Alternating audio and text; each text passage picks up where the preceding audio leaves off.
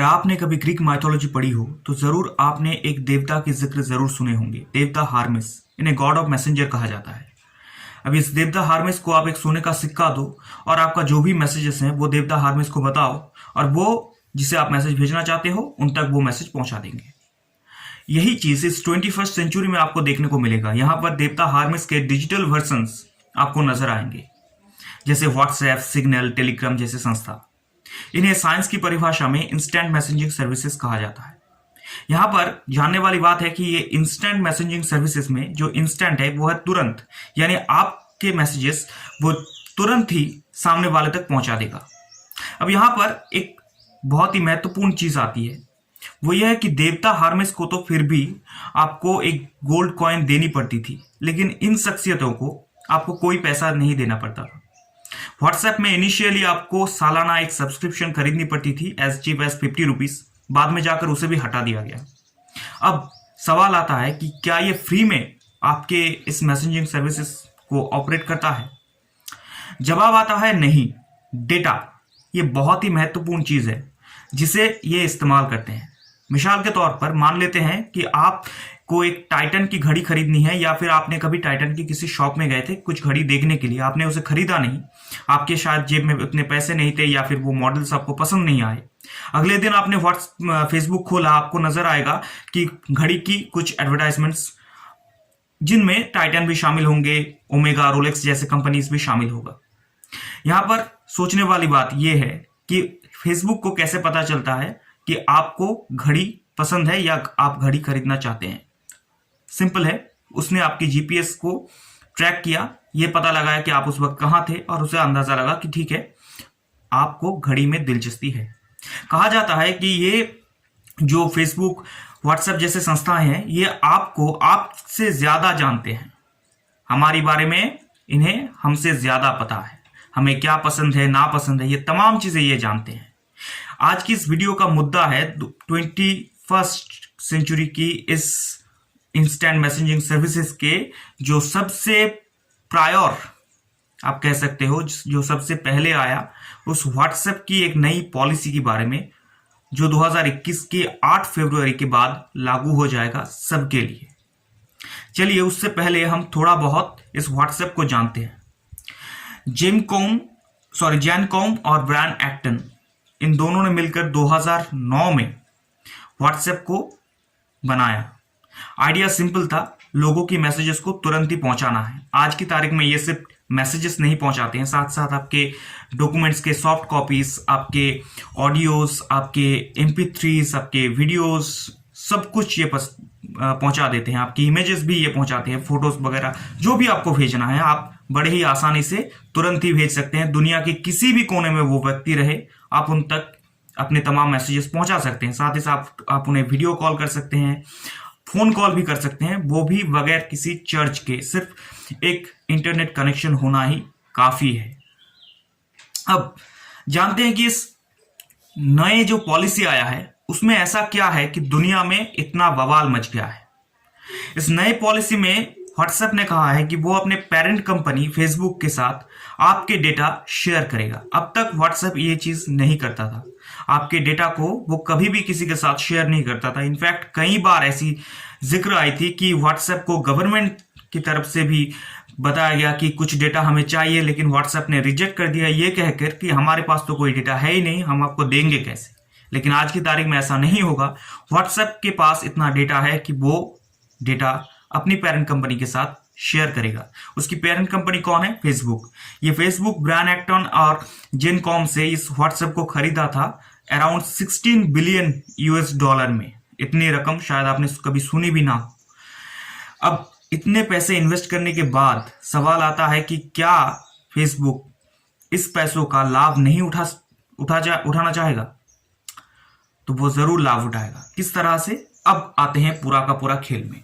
सबसे पहले समझते हैं कि व्हाट्सएप में एक टेक्निक का इस्तेमाल किया जाता है जिसे एंड टू एंड एन्क्रिप्शन कहा जाता है। इस एंड टू एंड एन्क्रिप्शन क्या है? आपने कोई मैसेज लिखा, वो मैसेज जब व्हाट्सएप के जरिए आप किसी को भेज रहे हैं तो जैसे ही आपने सेंड बटन पर क्लिक किया वो मैसेज एक कोड में बदल गया और फिर जाकर सामने वाले तक पहुंचा और फिर से अपने असली रूप में आ गया। तो सामने वाले को मैसेजेस हूबहू वैसा ही दिखाई देगा।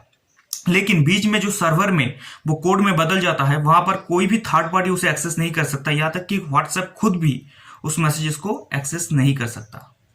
यही एंड टू एंड एन्क्रिप्शन है। आज की तारीख में आपने जो आपको ईमेल वगैरह भी भेजना पड़े तब भी आपको एंड टू एंड एन्क्रिप्शन नहीं मिलेगा। हालांकि सर्न के कुछ वैज्ञानिकों ने 2013 में एक ऐसी ही मेल सर्विसेज का जन्म दिया, प्रोटॉन मेल। आपके फोन पे जो जीमेल है उसमें भी एंड टू एंड एन्क्रिप्शन नहीं है, लेकिन प्रोटॉन मेल में वो एंड टू एंड एन्क्रिप्शन है। तो अगर आप चाहो तो एक प्रोटॉन मेल का इस्तेमाल कर सकते हो अपनी कॉन्फिडेंशियल मैसेजेस को दूसरों तक भेजने के लिए। अब वापस आते हैं फेसबुक की पॉलिसी में, व्हाट्सएप की पॉलिसी में। व्हाट्सएप की ये जो पॉलिसी है, इसमें व्हाट्सएप ने साफ साफ कहा है कि वो अपने इस end to end encryption feature को हटा नहीं रहा, लेकिन उसके बावजूद भी उसके कुछ डेटा है जो वो शेयर करेगा। मिसाल के तौर पर आपके फोन नंबर्स, आपके व्हाट्सएप में रखी हुई डिजिटल प्रोफाइल यानी डीपी या जो आपके प्रोफाइल पिक्चर है वो, इसके अलावा आपकी व्हाट्सएप स्टेटस, जो आमतौर पर जब आप व्हाट्सएप खोलते हैं तो एक मैसेज आता है कि hey there I am using WhatsApp, तो आप उसमें बदलाव करके कुछ भी रख देते हो, वो शेयर कर सकता है। साथ ही साथ आपके फोन के सिग्नल्स, आपके फोन की बैटरी, और इसके अलावा सबसे महत्वपूर्ण आपके फोन की आईपी एड्रेस, जिससे पता लगाया जा सकता है कि आप इस वक्त कहां हो। यानी कुल मिलाकर आपके सिर्फ मैसेजेस को छोड़कर वो बाकी के तमाम चीजों को शेयर कर सकता है।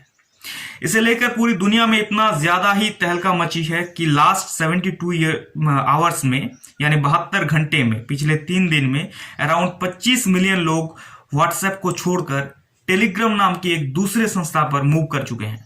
टेलीग्राम के जो फाउंडर हैं, उन्होंने खुद, पावेल दुरोव, उन्होंने खुद ही इस बात को बताया है कि लास्ट 72 आवर्स में हमें 25 मिलियन लोगों ने ज्वाइन किया है। अब मजेदार वाली बात है कि लोगों को क्यों परेशानी हो रही है। व्हाट्सएप एक तरफ से प्राइवेसी का सबसे बड़ा जगह था। आपको याद होगा कि हमारे देश के सुप्रीम कोर्ट ने भी एक राय दिया था, जहां पर उन्होंने कहा था कि right to privacy is a fundamental right. अब यहां पर आपके फंडामेंटल राइट्स को लेकर ही क्वेश्चन बन गया फेसबुक व्हाट्सएप के नए पॉलिसी में। इस नई पॉलिसी का एक और महत्वपूर्ण चीज है कि आप इसे अवॉइड नहीं कर सकते। फरवरी 8 के बाद ये ऑटोमेटिकली लागू हो जाएगा। अगर आप उसमें एग्री नहीं करेंगे तो आपको व्हाट्सएप का इस्तेमाल ही आप नहीं कर पाओगे। यानी समझने के लिए आपके पास इतना है कि या तो अपने डेटा शेयर करो या फिर व्हाट्सएप इस्तेमाल करना बंद करो। फाइनली यहां पर हम कंक्लूजन में पहुंचते हैं कि इस वक्त हमें क्या करना चाहिए। एक बहुत ही मजेदार वाली बात यह है कि व्हाट्सएप अपने जो एंड टू एंड एन्क्रिप्शन है वो इस्तेमाल करता है सिग्नल नाम की एक और इंस्टेंट मैसेजिंग सर्विसेज के सर्वर से।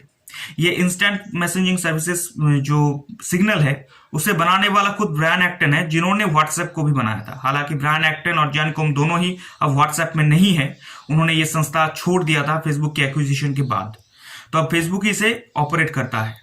अब सोचिए कि आपके ये डेटा अगर फेसबुक के साथ व्हाट्सएप शेयर करेगा तो आपको लग रहा है कि इसमें प्रॉब्लम क्या है, मैं तो ऑलरेडी फेसबुक में हूं, या फिर अगर फेसबुक में नहीं भी हूं तो भी अगर इसे शेयर करेगा तो क्या प्रॉब्लम आ सकता है। एक छोटा सा आपको उदाहरण देना चाहूंगा। 2016 की अमेरिका की चुनाव देख लीजिए। फेसबुक पर सबसे बड़ा एलिगेशन लगा था कि उन्होंने अपने तमाम डेटा, यूजर्स के तमाम जो अमेरिका के यूजर्स थे उनके डेटा को उन्होंने कैम्ब्रिज एनालिटिका नाम की एक संस्था के साथ शेयर किया, जिस कैम्ब्रिज एनालिटिका ने उन डेटा के हिसाब से उन लोगों की ब्रेन वॉश की और उन्हें डोनाल्ड ट्रंप को वोट देने पर मजबूर की। हमारे देश में भी ये एलिगेशंस हाल ही में लगी है।